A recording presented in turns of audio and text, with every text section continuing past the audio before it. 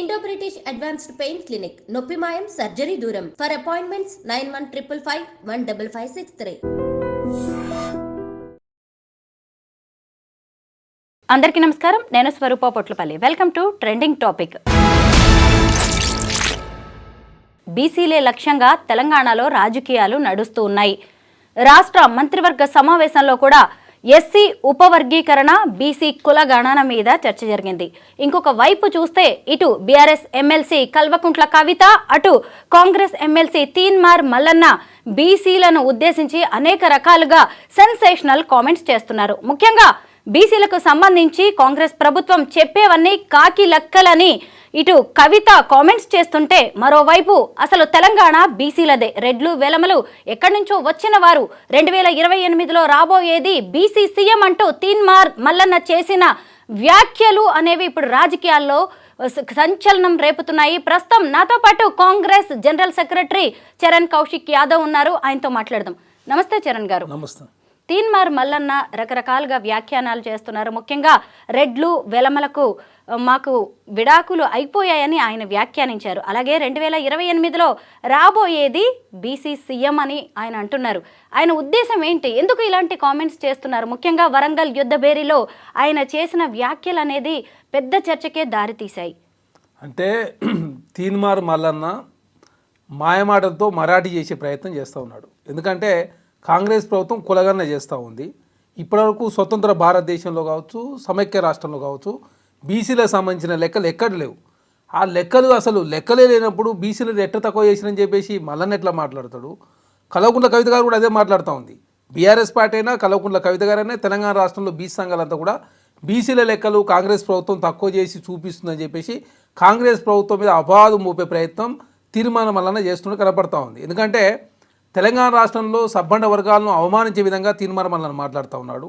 అదే కాకుండా తను కాంగ్రెస్ పార్టీలో ఎమ్మెల్సీ, తను మాట్లాడిన మాటలు కాంగ్రెస్ పార్టీకి కూడా ఆపాదించే ప్రయత్నం జరుగుతూ ఉంది. ఏకంగా తెలంగాణ రాష్ట్రంలో ఉన్నటువంటి వెలమ సామాజిక వర్గం కావచ్చు, రెడ్డి సామాజిక వర్గం కావచ్చు, ఏకంగా వారు తెలంగాణలో కాదని చెప్పేసి వారు మాట్లాడడానికి మేము తీవ్రంగా ఖండిస్తూ ఉన్నాం.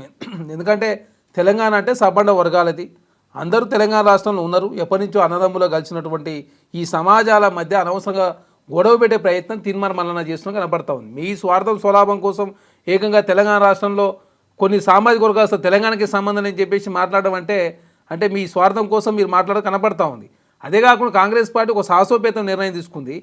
రేవంత్ రెడ్డి గారు ముఖ్యమంత్రిగా దేశంలో ఏ రాష్ట్రంలో కులగణన జరగలేదు. తెలంగాణ రాష్ట్రంలో సాహసోపేత నిర్ణయం తీసుకొని 50 రోజుల పాటు దాదాపు 1,00,000 మంది ఎమ్మెల్యేటర్లు పెట్టి సర్వే నిర్వహిస్తే ఆ సర్వే తప్పని చెప్పేసి తీన్మార్ మల్లన్న మాట్లాడుతున్నారు. బీసీ సంఘాలు మాట్లాడుతూ ఉన్నాయి.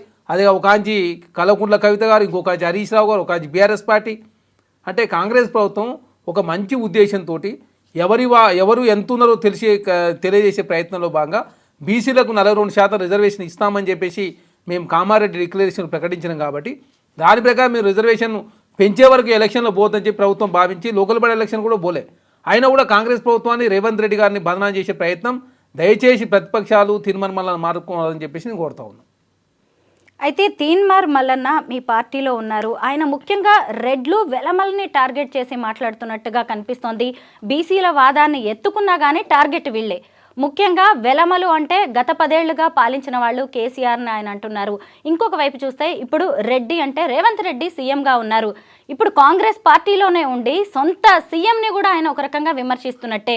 మరి పార్టీ నుంచి కానీ ప్రభుత్వం నుంచి కానీ ఆయన మీద చర్యలు ఏమైనా ఉండే అవకాశం ఉందా? ఇక్కడ ప్రధానంగా కొంతమంది స్వార్థం స్వలాభం కోసం వాళ్ళ అవసరాల దృష్ట్యా మాట్లాడుతుంటారు.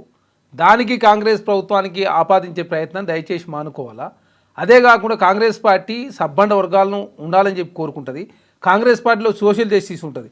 ఇప్పుడు కాంగ్రెస్ పార్టీలో ముఖ్యమంత్రిగా రేవంత్ రెడ్డి గారు ఉంటే డిప్యూటీ సీఎంగా ఎస్సీ సామాజిక వర్గానికి సంబంధించిన బట్టి విక్రమార్క గారు, కాంగ్రెస్ పార్టీ అధ్యక్షుడు బీసీ సామాజిక వర్గానికి సంబంధించి మహేష్ కుమార్ గౌడ్ గారు. జాతీయ స్థాయిలో మీరు చూసినప్పుడు ఖర్గే గారు జాతీయ స్థాయిలో కాంగ్రెస్ పార్టీ అధ్యక్షుడు. అదేవిధంగా వారు రాజ్యసభలో ఫ్లోర్ లీడర్ ఉన్నారు. రాహుల్ గాంధీ గారు లోక్సభలో ఫ్లోర్ లీడర్గా వ్యవహరిస్తున్న పరిస్థితి. కాంగ్రెస్ పార్టీలో అన్ని వర్గాలను సముచితమైన న్యాయం గౌరవం ఇస్తూనే కాంగ్రెస్ పార్టీ ముందుకు పోతుంటుంది. అదే కాకుండా వెనుకబడిన వర్గాలు ముందుకు తీసుకునే ప్రయత్నంలో భాగంగా జాతీయ స్థాయిలో కులగణన చేయాలని చెప్పేసి రాహుల్ గాంధీ గారే జాతీయ స్థాయి మేనిఫెస్టోలు పెట్టిండు, రాష్ట్ర స్థాయిలో మేనిఫెస్టోలు పెట్టిండు.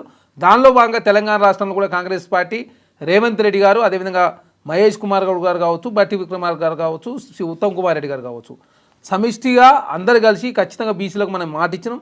దానిలో భాగం కులగన్న జరగాలని చెప్పేసి కులగన్న సంబంధించినటువంటి ప్రక్రియను ప్రారంభించి ఫిబ్రవరి 4, 2024 ప్రారంభమైనటువంటి ప్రక్రియ ఆ రోజు అసెంబ్లీలో తీర్మానం చేసిన తర్వాత నిన్న పూర్తయింది. ఈరోజు అసెంబ్లీలో పెడుతుంటే ఒక మంచి రోడ్డు, ఒక మంచి ఉద్దేశంతో పెట్టినటువంటి ఒక కాజుని అనవసరంగా తప్పుదారి పట్టించే ప్రయత్నం, కొన్ని వర్గాలను అవమానించే విధంగా తీన్మార్ మల్లన్న మాట్లాడుతాం. అది అంతా అనవసరంగా కాంగ్రెస్ పార్టీకి చుట్టుకునే అవకాశం ఉంది కాబట్టి కాంగ్రెస్ పార్టీ కూడా ఒక మంచి నిర్ణయం తీసుకుంటుందని చెప్పేసి మేము భావిస్తా ఉన్నాం. ఎందుకంటే తీర్మాన మల్లన్న లాంటి వాళ్ళ స్వార్థం స్వలాభం కోసం, వాళ్ళ వ్యక్తిగత ప్రయాణాల కోసం ఒక 2 వర్గాలని 3 వర్గాలని అనవసరంగా అవమానించే విధంగా మాట్లాడాలని మేము తీవ్రంగా ఖండిస్తా ఉన్నాం. ఎందుకంటే కాంగ్రెస్ పార్టీ అంటే అన్ని వర్గాలు కాపాడుకుంటుంది. ఒక్కో రాష్ట్రంలో ఒక వ్యక్తి ముఖ్యమంత్రి అవుతారు. ఈ రాష్ట్రంలో రేవంత్ రెడ్డి ముఖ్యమంత్రి ఉంటే కర్ణాటకలో బీసీ ఉన్నాడు, మరి జాతీయ స్థాయిలో ఖర్గే గారు ఉన్నారు, అంతకుముందు అదేవిధంగా హిమాచల్ ప్రదేశ్లో బీసీ ఉన్నాడు, ఇట్లా రాజస్థాన్లో ఇంతకుముందు బీసీ ఉండే. ఒక్కొక్క రాష్ట్రంలో ఒక్కొక్క విధంతో కాంగ్రెస్ పార్టీ ముందుకు పోతుంది. కాంగ్రెస్ పార్టీలో ఎవరైతే ఎమ్మెల్యే గెలిచినటువంటి ఎమ్మెల్యేలు అత్యధికంగా ఎవరినైతే కావాలని కోరుకుంటారో వాళ్ళే ముఖ్యమంత్రి అవుతారు. దానిలో భాగంగా 64 మంది కాంగ్రెస్ పార్టీ నుంచి ఎమ్మెల్యేలు అయితే అందులో మెజార్టీ ఎమ్మెల్యేలు రేవంత్ రెడ్డి గారు ముఖ్యమంత్రిగా ఉండాలని చెప్పి కోరుకురు కాబట్టి రేవంత్ రెడ్డి గారు. అంతకుముందు ప్రతిపక్ష నాయకుడుగా బట్టి విక్రమార్క గారు ఉన్నారు. అదేవిధంగా ఇప్పుడు పీసీసీ ప్రెసిడెంట్గా మహేష్ కుమార్ గౌడ్ గారు ఉన్నారు. కాంగ్రెస్ పార్టీలో సముచితమైన న్యాయం, సముచితమైన గౌరవం ఉంటుంది. దానిలో భాగంగా బీసీ వర్గాలను కాపాడుకునే ప్రయత్నంలో భాగంగా గతంలో కేసీఆర్ గారు 34% ఉన్న రిజర్వేషన్ను 23% కుదించారు. దాంతో బీసీలకు 11% నష్టం జరిగింది. కాబట్టి అట్లా నష్టం జరగద్దని చెప్పి కాంగ్రెస్ పార్టీ భావించి 42% రిజర్వేషన్ ఇవ్వాలని చెప్పేసి భావించి కులగన్న చేస్తూ ఉంది. డెడికేషన్ కమిషన్ ఏర్పాటు చేశారు. 50 రోజుల పాటు దాదాపు 90,000 మంది ఎమ్మెల్యేలు పనిచేస్తే దాని తప్పుదారి పట్టించే ప్రయత్నం తెలంగాణ రాష్ట్రం జరుగుతున్నప్పుడు ఇంకా తీన్మార్ మల్లన్న లాంటి వాళ్ళు సమర్థించాల్సింది పోయి అనవసరంగా ప్రతిపక్షాలకు దారిచ్చే విధంగా వారు కూడా మాట్లాడాలని మేము తీవ్రంగా ఖండిస్తాం. చరణ్ గారు వరంగల్ సభలో తీన్మార్ మల్లన్న చేసిన వ్యాఖ్యానాలు చిన్నవి కాదు. ఎందుకంటే ఆయన ఏం చెప్పారు, రెడ్లు వెలమల ఓట్లు మాకు వద్దే వద్దు, ఇది బీసీలకు బీఫామ్కి మధ్య జరుగుతున్న యుద్ధం. ఇంకొకటి తెలంగాణ రాష్ట్రానికి చివరి ఓసీ సీఎం రేవంత్ రెడ్డి అన్నాడు. అంటే ఆయన ఉద్దేశం ఏంటి? ఖచ్చితంగా 2028లో రాబోయేది బీసీ సీఎం అని కూడా చెప్పేశారు. అంటే ఇప్పుడు తీన్మార్ మల్లన్న అనే వ్యక్తి ప్రస్థానం ఏంటో మనకు తెలుసు. ఆయన ఎక్కడి నుంచి మొదలుపెట్టి ఎమ్మెల్సీగా ఎలా ఎదిగారో తెలుసు. అంటే ఆయన సీఎం టార్గెట్గా పనిచేయబోతున్నారు అని అంటారా? ఇప్పుడు మీరేమైనా కావాలని కోరుకుంటే తప్పలేదు, కానీ మీరు అయ్యే క్రమంలో వేరే వాళ్ళని అవమానించడం కరెక్ట్ కాదు. అదే కాకుండా ఎవరికైనా కోరికలు ఉంటాయి, కోరికలకు అద్దు పద్దు కూడా ఉంటుంది. అనవసరంగా ఇక నెక్స్ట్ వచ్చేది బీసీల రాజ్యమే, ఇదే చివరి ఓసీ ముఖ్యమంత్రి అని అంటే ప్రజల్ని మరి తప్పుదారి పట్టిస్తుండా, లేదు కులగన్న అడ్డుకోవాలని చూస్తున్నారా? బీసీలది కులగన్న అయిపోతే బీసీలుగా ఎవరు కూడా నన్ను పట్టించుకోరని చెప్పేసి వివాదాస్పద వ్యాఖ్యలు చేసినా నన్ను గుర్తుపెట్టుకుంటారని చెప్పేసి తను వివాదాస్పద వ్యాఖ్యలు చేసినా కనపడతా ఉంది. అదే కాకుండా ఓసీలంతా బీసీల ఉత్తదాగుతున్నారని చెప్పేసి చాలా ఘోరంగా అవమానకరంగా మాట్లాడిన సందర్భం. కాబట్టి అట్లాంటి దాన్ని ఎవరు కూడా హర్షించరు. మేమంతా కూడా బీసీలమే, మాకు కూడా సోషల్ జస్టిస్ జరగాలని చెప్పి మేము కోరుకుంటాం. కాంగ్రెస్ పార్టీ మంచిగా ఉండాలి, కాంగ్రెస్ పార్టీలో ఎస్సీ ఎస్టీ బీసీలకు న్యాయం జరుగుతుంది, కాంగ్రెస్ పార్టీ ఉంటే అన్ని వర్గాలకు న్యాయం జరుగుతుంది, జాతీయ స్థాయిలో కూడా అన్ని వర్గాలు కాపాడుకునేది కాంగ్రెస్ పార్టీ. అదేవిధంగా కులాలకు మతాలకు ఖచ్చితంగా కూడా కాంగ్రెస్ పార్టీ అన్ని వర్గాలు కాపాడుకుంటుందని చెప్పేసి కాంగ్రెస్ పార్టీలో ఉన్న ప్రతి నాయకులు కోరుకుంటారు. దానిలో కాంగ్రెస్ పార్టీ నియమ నిబంధనల లోబడి మనం పనిచేస్తాం తప్ప అనవసరంగా వివాదాస్పద వ్యాఖ్యలు చేసి మీ వ్యక్తిగతంగా ఏమైనా లాభం జరుగుతుండదు. కానీ బీసీ వర్గాలకు అన్యాయం జరుగుతుంది కదా. బీసీ వర్గాలను మిగతా వర్గాలంతా మమ్మల్ని ఈ బీసీలంతా ఇట్లా తిడుతురని చెప్పేసి ఏకంగా ఓసీలంతా కూడా ఇప్పుడు కులగన్న విషయంలో ఏదైనా కుట్ర కూడా జరిగే అవకాశం ఉంటుంది. అంటే బీసీ కులగన్న జరగద్దని చెప్పేసి ఏమన్నా మల్లన్న లాంటి వాళ్ళు కోరుకుంటురా, లేకపోతే అనవసరంగా 2 వర్గాల మధ్య వ్యత్యాసం తీసుకొచ్చి లేనిపోని గలాడ క్రియేట్ చేసే ప్రయత్నం జరుగుతుందని కనపడతాం. కాబట్టి కాంగ్రెస్ పార్టీ ఏది చేసినా కాంగ్రెస్ పార్టీ మాత్రమే చేస్తుంది. స్వతంత్ర భారతదేశంలో ఇప్పటివరకు బీసీలకు సంబంధించిన లెక్కలే లేవు. అదే కాకుండా బీసీలకు సంబంధించి కాంగ్రెస్ పార్టీ వాస్తవం చెప్పాలంటే బీసీలు ముఖ్యమంత్రులు కాకపోయి ఉండొచ్చు కాక తెలుగు రాష్ట్రాల్లో, కానీ బీసీలు కాంగ్రెస్ పార్టీకి చాలామంది అధ్యక్షులు చేసిరు. టి శ్రీనివాస్ గారు అధ్యక్షులు చేసిరు, వి హనుమంతరావు గారు చేసిరు, బొత్స సత్యనారాయణ గారు చేసిరు, అదేవిధంగా కేశవరావు గారు చేసిరు, పొన్నా లక్ష్మయ్య గారు చేసిరు, ఇప్పుడు మహేష్ కుమార్ గౌడ్ గారు చేస్తున్నారు. అంటే ఇప్పటివరకు 6 మంది పీసీ ప్రెసిడెంట్లు కాంగ్రెస్ పార్టీలో చేసిరంటే పీసీ ప్రెసిడెంట్ ముఖ్యమంత్రి, ప్రభుత్వంలో ముఖ్యమంత్రి అనేది నెంబర్ 1 పోస్టు, పార్టీలో పీసీ ప్రెసిడెంట్ అనేది నెంబర్ 1 పోస్టు. అదే కాకుండా ఎస్సీ వర్గాలకు సంబంధించి దామోదర్ సంజయ్ గారు ఆల్రెడీ ముఖ్యమంత్రిగా చేసిరు, బట్టి విక్రమార్క గారు ప్రతిపక్ష నేతగా చేసిరు. కాబట్టి ఒక్కొక్క వర్గానికి ఒక్కొక్కసారి ప్రయారిటీ ఇచ్చే ప్రయత్నంలో భాగంగా ఎవరైతే బలంగా ఉండి కోట్లాడుతుంటారో వారికి అవకాశం ఇస్తుంటారు. కాబట్టి నీవు బీసీ సమాజంలో చైతన్యం తీసుకొస్తే ఎవరు తప్పుపడరు. ఆ చైతన్యం తీసుకొచ్చే క్రమంలో మిగతా వర్గాలను ఇష్టం వచ్చిన తిడితే చైతన్యం వస్తుంది అనేది నేనైతే వస్తుందని చెప్పేసి భావిస్తలేను. ఎందుకంటే అనవసరంగా సమాజంలో బీసీల మీద తప్పుడుగా సమాజం ఆలోచించే అవకాశం ఉంది. వాళ్ళు ఓట్ల కోసం సీట్ల కోసం ఏదైనా మాట్లాడతారని చెప్పేసి ప్రజలు రెండుగా చీలిపోయే అవకాశం ఉంది. కాబట్టి అట్లాంటి వ్యాఖ్యలతో ప్రయాణం ఉండదని చెప్పేసి నేను భావిస్తాను. మరోవైపు బీఆర్ఎస్ ఎమ్మెల్సీ కల్వకుంట్ల కవిత గారు కూడా బీసీ కుల గణన మీద సీరియస్గానే వర్క్ చేస్తున్నారు. ఆమె జాగృతి ఆధ్వర్యంలో సమావేశాల మీద సమావేశాలు పెడుతున్నారు. ముఖ్యంగా కాంగ్రెస్ ప్రభుత్వం బీసీలకు అన్యాయం చేస్తోంది, వారిని మోసం చేస్తుంది. ఈ కాంగ్రెస్ ప్రభుత్వం చేసేవన్నీ చెప్పేవన్నీ కూడా కాకి లెక్కలు. ఇక మీదట అసెంబ్లీలో ఖచ్చితంగా బీసీ కుల గణన మీద, బీసీ రిజర్వేషన్ల మీద బిల్లు పెట్టాలని ఆమె డిమాండ్ చేస్తున్నారు. మీరేమంటారు ఈ కవిత చేస్తున్న ఎక్సర్సైజ్కి సంబంధించి? ఫస్ట్ ప్రశ్నించాల్సింది ఎవరిని? కల్వకుంట్ల కవిత గారు ప్రశ్నించాల్సింది కేసీఆర్ గారిని. కేసీఆర్ గారి ఫామ్ హౌస్ పోయి మీరు 10 సంవత్సరాలు ముఖ్యమంత్రిగా ఉన్నప్పుడు బీసీలకు తీవ్ర అన్యాయం జరిగింది. 34% ఉన్న రిజర్వేషన్ 23% కుదించి 11% బీసీలకు అన్యాయం చేసింది మీరే. అదే కాకుండా మీరు పార్టీ పెట్టినప్పుడు, కేసీఆర్ గారు పార్టీ పెట్టినప్పుడు ఉన్నటువంటి ఆల నరేంద్ర గారు అవమానించి పార్టీ నుంచి పంపించిండు. అదే కాకుండా ప్రొఫెసర్ జయశంకర్ సార్ని అవమానించిండు. అదే కాకుండా ఆచార్య కొండలక్ష్మణ్ బాబు గారిని అవమానించిండు. బీసీలను నిండా ముంచిందే బీఆర్ఎస్ పార్టీ. అదే కాకుండా ఈటల రాజేంద్ర గారిని అవమానించి బీఆర్ఎస్ పార్టీని సస్పెండ్ చేశారు. అదే కాక మహమూద్ అలీ గారు గతంలో ప్రగతి భవన్ పోతే ప్రగతి భవన్ ప్రవేశం లేకుండా ఆపేసింది కూడా బీఆర్ఎస్ పార్టీ. బీఆర్ఎస్ పార్టీ ఏంటంటే బీసీలను ప్రధానంగా ద్రోహం చేసింది కల్వకుంట్ల కేసీఆర్ గారు. కాబట్టి ముదిగాలు కేసీఆర్ గారిని ప్రశ్నించి మీ 10 సంవత్సరాల కాలంలో జరిగినటువంటి మోసాలు గోసాలు కావచ్చు, అదే కాక బడ్జెట్లో ఇచ్చిన నిధులు కావచ్చు, అదే కాకుండా మీరు వైన్ షాపుల్లో బీసీల రిజర్వేషన్ ఇవ్వకుండా ఓన్లీ గౌడ్స్ ఎస్సీ ఎస్టీలకు మాత్రం ఇచ్చి బీసీలను నిండముంచి కూడా బీఆర్ఎస్ పార్టీ. అదే కాకుండా కల్వకుంట్ల కవిత గారు కేరళలో ఏదైతే లిక్కర్ స్కామ్లో ఉందని చెప్పి ఆరోపణలు రావన్నా, ఎప్పుడైనా ఆరోపణలు రావన్నా ఎప్పుడు బీసీ ఇష్యూ లేకపోతే హాట్ టాపిక్ ఒకటి తీసుకొని కల్వకుంట్ల కవిత గారు ముందుకు వస్తారు. మరి వారు అధికారంలో ఉన్నప్పుడు ఏనాడు ప్రగతి భవన్కు పూలే భవన్ అని చెప్పి పేరు పెట్టలేదు, లేదు అసెంబ్లీలో పూలే గారి విగ్రహంగానో లేకపోతే సావిత్రిబాయి జయంతిగానో ఏది నిర్వహించిన సందర్భం లేదు. ఇప్పుడు బీసీలు గుర్తొస్తున్నారు. బీసీ కులగొన్న కాంగ్రెస్ పార్టీ చేస్తే మీరు 34% నుంచి 23% తగ్గించినప్పుడు మాత్రం మీరు మాట్లాడకుండా కాంగ్రెస్ ప్రభుత్వం బీసీ రిజర్వేషన్లు పారదర్శకంగా ఉండాలా, అందరి లెక్క తేలాలని చెప్పి ప్రభుత్వం భావించి 50 రోజుల పాటు డెడికేషన్ కమిషన్ ఏర్పాటు చేసిరు. అదేగా కులగన్న కూడా చేసిరు. 90,000 మంది ఎమ్మెల్యేలు పనిచేసారు. అదే కాకుండా మీ ఆయనలో సమగ్ర కుటుంబ సర్వే చేశారు. మరి బయట పెట్టిరా? మీరేమో బయట పెట్టరు. మీరేమో బీసీ రిజర్వేషన్ తక్కువ చేస్తారు, బీసీలకు నిధులు ఇవ్వరు, బీసీలు అవమానించి పార్టీ నుంచి పంపిస్తారు. కానీ మీ పార్టీ మంచిది, మీ కేసీఆర్ గారు మంచోళ్ళు, కాంగ్రెస్ పార్టీ మాత్రం చెడ్డదని చెప్పి కల్వకుంట్ల కవిత గారు అట్లా మాట్లాడితే తెలంగాణ సమాజం హర్షిస్తుందా? అదే కాకుండా కల్వకుంట్ల కవిత గారు కేటీఆర్ గారు ఈరోజు బీఆర్ఎస్ పార్టీలో ఉన్నటువంటి బీసీలతో మీటింగ్ పెడతాని చెప్పేసి వారు ఏర్పాటు చేసుకున్న తర్వాత కల్వకుంట్ల కవిత గారికి అదే విషయం తెలిసి గంట సేపలనే బీసీలు ఆ బీఆర్ఎస్ పార్టీకి సంబంధించిన బీసీలను పిలిపించుకొని సమావేశం పెట్టుకురంటే కల్వకుంట్ల కవిత గారు మీడియాకి ఎంత ప్రయారిటీ ఇస్తుందో, కేటీఆర్ గారితో ఏ విధంగా పోటీ పడుతుందో అర్థమవుతా ఉంది. మీ పోటీ మీ దాంట్లో మీరు పోటీ పడడానికి తప్పలేదు, కానీ అనవసరంగా బీసీల మీద రాజకీయం చేసేదాన్ని దయచేసి మానుకోవాలా. అదేవిధంగా మీకు చిత్తశుద్ధి ఉంటే బీఆర్ఎస్ పార్టీ అధ్యక్షుడన్నా లేకపోతే వర్కింగ్ ప్రెసిడెంట్ అన్నా బీఆర్ఎల్పీ నేత అన్నా బీసీలకు ఇస్తే బీసీ సమాజం హర్షిస్తారు. మీరు అట్లాంటి పదవులేమి ఇయ్యరు. కేసీఆర్ గారు బీఆర్ఎస్ పార్టీ అధ్యక్షుడు, బీఆర్ఎల్పీ నేత కేసీఆర్ గారే, వర్కింగ్ ప్రెసిడెంట్ కేటీఆర్ గారు ఉంటారు. మరి మీ పార్టీలో బీసీలకు ఏది? కాంగ్రెస్ పార్టీ బీసీని పీసీ ప్రెసిడెంట్ చేసింది. అదే కాకుండా బీసీల సమ్మె కులగన్న చేస్తూ ఉంది, 42% రిజర్వేషన్ ఇస్తూ ఉంది. అదే కాకుండా బీసీలు చాలామందికి బడ్జెట్లో నిధులు పెంచింది. కాంగ్రెస్ పార్టీ ఏం చేసిందో, బీఆర్ఎస్ పార్టీ ఏం చేసిందో బీసీలకు కాంగ్రెస్ ప్రభుత్వం చర్చించడానికి సిద్ధంగా ఉంది. ప్రతిపక్ష నాయకుడు కేసీఆర్ గారు అసెంబ్లీకి వచ్చి ఈరోజు బీసీలకు సంబంధించి సలహా సూచనలు ఇస్తే తీసుకుంటానికి సిద్ధంగా ఉన్నామని చెప్పేసి నిన్న పొన్నం ప్రభాకర్ గారు చెప్పారు. మరి కల్వకుంట్ల కేసీఆర్ గారు అసెంబ్లీకి వస్తాడో? ఈరోజైతే అసెంబ్లీకే రాలే.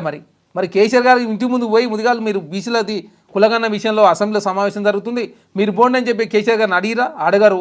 కేసీఆర్ గారిని అడగరు, ప్రశ్నించరు. కేసీఆర్ గారు ఇంటి ముందర ధర్నా చేయాల్సి ఉండే. మీరు అది చేయకుండా కాంగ్రెస్ ప్రభుత్వం ప్రశ్నిస్తే తెలంగాణ సమాజం హర్షిస్తుంది కదా. అనవసరంగా కల్వకుంట్ల కవిత గారు ఇట్లాంటి లిక్కర్ స్కామ్ వచ్చినప్పుడు మాత్రం బీసీలు గుర్తొస్తారు. కాబట్టి దయచేసి కల్వకుంట్ల కవిత గారు ఇట్లాంటి రాజకీయాలు మానుకోవాలని చెప్పి మేము కోరుతా ఉన్నాం. కేరళ లిక్కర్ స్కామ్లో కవిత పేరు బయటపెట్టింది మరెవరో కాదు, మీ కాంగ్రెస్ నేత సతీశన్. ముఖ్యంగా ఒయాసిస్ అనే లిక్కర్ కంపెనీకి లైసెన్సులు ఇప్పించడంలో, అలాగే కేంద్ర పెద్దలతో సంప్రదింపులు జరపడంలో కవిత కీలక పాత్ర పోషించారు అని కాంగ్రెస్ నేత సతీశన్ ఆరోపణలు చేశారు. ఎందుకు కేరళలో కూడా లిక్కర్ స్కామ్లో కవిత పేరును లాగుతోంది మీ పార్టీ? మీ లాగాల్సిన అవసరం లేదు. ఢిల్లీలో ఆల్రెడీ లిక్కర్ స్కామ్లు ఉన్నారు. వాళ్ళు లింకు గోవాలో కూడా ఆ లింకు ఒక సందర్భంగా బయటకు వచ్చిన సందర్భం, ఆ లింకు గోవా నుంచి కేరళ పోయింది. తర్వాత కేరళ పోయిన తర్వాత ఈ లింక్ అసలు ఢిల్లీ లింకు బయటపడ్డది. కాబట్టి దేశవ్యాప్తంగా చేద్దాం అనుకున్న లిక్కర్ స్కాము ఓన్లీ 3 రాష్ట్రాలకే పరిమితమైంది. ఎందుకంటే గోవా ఎలక్షన్ సందర్భం 100 కోట్ల రూపాయలు పంపిరని చెప్పేసి కేజ్రీవాల్ గారి మీద ఆరోపణలు వచ్చినాయి. అదే కాకుండా ఆంధ్ర రాష్ట్రానికి సంబంధించినటువంటి మాగుంట రాఘవ వాళ్ళు కూడా ఆ కేసులో ఉన్నారు. అదే కాకుండా ఈ కల్వకుంట్ల కవిత గారు, అంతకుముందు కేజ్రీవాల్ గారు కావచ్చు, అంతకుముందు డిప్యూటీ సీఎం మనీష్ సిసోడియా గారు కావచ్చు, అందరూ జైలుకు పోయిచున్నారు. కాబట్టి లిక్కర్ స్కామ్ విషయంలో కేరళలో ఉందనే విషయాన్ని కేంద్ర ప్రభుత్వం ఈడీ సిబిఐ మరోసారి వ్యక్తం చేయడంతో మాత్రమే దేశవ్యాప్తంగా మళ్ళీ కేరళ సైడ్ చూసిన పరిస్థితి. అదే కాకుండా అక్కడ కాంగ్రెస్ వాళ్ళంటే వాస విషయాలు చెప్పి తప్ప లేని విషయాన్ని అది చెప్పలే కదా. కాబట్టి కల్వకుంట్ల కవిత గారు లిక్కర్ స్కామ్లో ఉన్నమాట వాస్తవం. దానిలో భాగంగా లింక్ తోడే క్రమంలో అన్ని రాష్ట్రాల్లో లింకులు కూడా బయటపడుతూ ఉన్నాయి. కాబట్టి ఆ ఇష్యూ వచ్చినప్పుడు మాత్రం బీసీలు గుర్తొస్తారు కల్వకుంట్ల కవిత గారికి. కాబట్టి దయచేసి ఆ లిక్కర్ స్కామ్ సంబంధించిన కేసును మీరు ఏదో పరిష్కరించే ప్రయత్నం చేసుకోండి తప్ప తెలంగాణ రాష్ట్రంలో బీసీల గురించి అనవసరంగా బీసీలను ఆందోళన గురి చేసే అయోమయానికి గురి చేసే ప్రయత్నాన్ని మానుకోవాలని చెప్పేసి నేను కోరుతాను. ఫిబ్రవరి 7వ తేదీన హైదరాబాద్లో ఎంఆర్పిఎస్ అధ్యక్షుడు పద్మశ్రీ మందకృష్ణ గారి ఆధ్వర్యంలో 1,00,000 డప్పులు 1,000 గొంతులు అనే మహాప్రదర్శన జరగబోతోంది. ముఖ్యంగా సుప్రీంకోర్టు ఇచ్చిన ఈ ఉపవర్గీకరణ తీర్పుని కాంగ్రెస్ ప్రభుత్వం అమలు చేయట్లేదు. ఉద్యోగాల నోటిఫికేషన్లో ఉపవర్గీకరణని సుప్రీంకోర్టు తీర్పుని అమలు చేస్తాము, అలాగే ఆర్డినెన్స్ కూడా తీసుకొస్తాము అవసరమైతే అని సీఎం రేవంత్ రెడ్డి చెప్పారు. ఆయన మాట తప్పడం వల్లే ఈ ప్రదర్శన మళ్ళీ ఇలాంటి నిరసన చేయాల్సిన అవసరం వస్తోందని మందకృష్ణ గారు చెబుతున్నారు. అసలు ఈ ఎస్సీ ఉపవర్గీకరణ మీద మీ స్టాండ్ ఏంటి? కాంగ్రెస్ ప్రభుత్వానికి చిత్తశుద్ధి ఉంది కాబట్టి అడ్వకేట్ను సుప్రీంకోర్టులో ఉన్న కేసుని రేవంత్ రెడ్డి గారు ముఖ్యమంత్రి అయిన తర్వాత ప్రత్యేకమైన అడ్వకేట్ని ఏర్పాటు చేసి దామోదర రాజేశ్వర గారి నేతృత్వంలో రాష్ట్ర ప్రభుత్వం మొత్తం ఖర్చులను భరించి త్వరితగతిన తీర్పు వస్తానికి కారణమే కాంగ్రెస్ ప్రభుత్వం. అదే కాకుండా కాంగ్రెస్ ప్రభుత్వం తీర్పు వచ్చిన తర్వాత తక్షణమే అసెంబ్లీలోనే రేవంత్ రెడ్డి గారు చాలా స్పష్టంగా అన్ని రాష్ట్రాల కన్నా ముందుగానే రాష్ట్రంలో కాంగ్రెస్ ప్రభుత్వం అన్ని రకాల చర్యలు తీసుకుంటుందని చెప్పి కాంగ్రెస్ ప్రభుత్వం భావించి దానికి ఒక కమిషన్ ఏర్పాటు చేయకుండా అనవసరంగా మధ్యలో ఇంకేమైనా వివాదాలు అయితే కాంగ్రెస్ ప్రభుత్వాన్ని నిందించే అవకాశం ఉంటుంది. కాబట్టి పకడ్బందీ వ్యవస్థ ఉండాలి, ఏ వర్గాలకు నష్టం జరుగుతుందని చెప్పి కాంగ్రెస్ ప్రభుత్వం భావించి అసెంబ్లీలో తీర్మానం చేసిన తర్వాత కమిషన్ ఏర్పాటు చేసి రాష్ట్ర వ్యాప్తంగా ఎస్సీ జనాభా ఎంత ఉందో తెలుసుకున్న తర్వాత అందులో ఉపవర్గీకరణ ఏ విధంగా చేయాలని చెప్పేసి అఖ్తర్ గారి నేతృత్వంతో కమిషన్ చైర్మన్ వేసారు. కమిషన్కు ఆల్రెడీ సబ్ కమిటీ కూడా report commission chairman Uttam Kumar Reddy గారి నేతృత్వంలో వీళ్ళు స్టడీ చేసారు, అఖ్తర్ గారు స్టడీ చేసారు. తర్వాత ఈరోజు క్యాబినెట్లో కమిషన్ రిపోర్టు తీసుకొని అసెంబ్లీలో చర్చ చేయబోతూ ఉంది. అంటే పకడ్బందీ వ్యవస్థ ఉండాలి. అదే కాకుండా గతంలో ఎస్సీలు 15% ఉంటే ఇప్పుడు 17% పెరిగారు. కాబట్టి ఆ విధంగా రిజర్వేషన్ కూడా పెంచాల్సిన అవసరం ఉంటుంది. దానిలో కేటగిరీ ABCD గతంలో చంద్రబాబు నాయుడు గారు ముఖ్యమంత్రి ఉన్నప్పుడు 4 వర్గాలకు ఉండే, ఇప్పుడు అది 3 చేద్దామా 4 చేద్దామా, ఏ విధంగా చేస్తే బాగుంటుందని చెప్పేసి కమిషన్తో చర్చించిన తర్వాత పకడ్బందీగా ఉండాలని చెప్పి ప్రభుత్వం భావించి కొంత లేట్ అయితే ఉండొచ్చు కానీ ప్రభుత్వం త్వరితగతిన పూర్తి చేసే ప్రయత్నం చేస్తుంటే అనవసరంగా కాంగ్రెస్ ప్రభుత్వాన్ని బదనాం చేసే ప్రయత్నం కూడా ఒక ఎంఆర్పిఎస్ చేస్తూ కనపడతా ఉంది. దానిలో భాగంగా 7వ తారీఖు నాడు వాళ్ళు మీటింగ్ పెట్టారు. ఈరోజు ఆల్రెడీ అసెంబ్లీలో చర్చ జరిగిన తర్వాత ఆ సమస్యకు పరిష్కారం లభించబోతా ఉంది కదా. కమిషన్ రిపోర్ట్ వచ్చింది, రాష్ట్ర ప్రభుత్వం క్యాబినెట్లో పెట్టిన తర్వాత అసెంబ్లీలో తీర్మానం అయిపోతుంది, దాని సమస్యకు పరిష్కారం అయిపోతుంది. 7వ తారీఖు ఎందుకు మీటింగ్ పెట్టుకోవాల్సిన అవసరం ఏముంది? అనవసరంగా ఒక 2 వర్గాల మధ్య అనవసరం గందరగోళం ఉండొద్దు. ఏదైతే వెనుకబడిన వర్గాలకు నష్టం జరిగింది మాదిగలకు అని చెప్పి కాంగ్రెస్ ప్రభుత్వం భావించి సుప్రీంకోర్టులో జడ్జిమెంట్ త్వరితగా తెప్పించి దాని మీద కమిషన్ ఏర్పాటు చేసి తర్వాత అంతకుముందు అసెంబ్లీలో తీర్మానం చేసి ఇప్పుడు క్యాబినెట్లో దాని మీద చర్చ చేసి తర్వాత అసెంబ్లీలో దాని బిల్ పాస్ చేస్తున్నప్పుడు ఇంకా సమస్య పరిష్కారం లభించినప్పుడు అనవసరంగా వేరే వాళ్ళని రెచ్చగొట్టే విధంగా ఉండొద్దని చెప్పేసి కాంగ్రెస్ ప్రభుత్వం భావిస్తూ ఉంది. కాంగ్రెస్ ప్రభుత్వం రాజకీయం చేద్దానే ఒక కోణంలో ముందుకు పోతా ఉంది తప్ప రాజకీయం చేయాలనే కోణం ఉన్నప్పుడు అసలు సుప్రీంకోర్టులో కేసు కావచ్చు ఇంకోటి అన్నీ కూడా కాంగ్రెస్ ప్రభుత్వం ఇక పరిష్కరించే ప్రయత్నం చేసింది.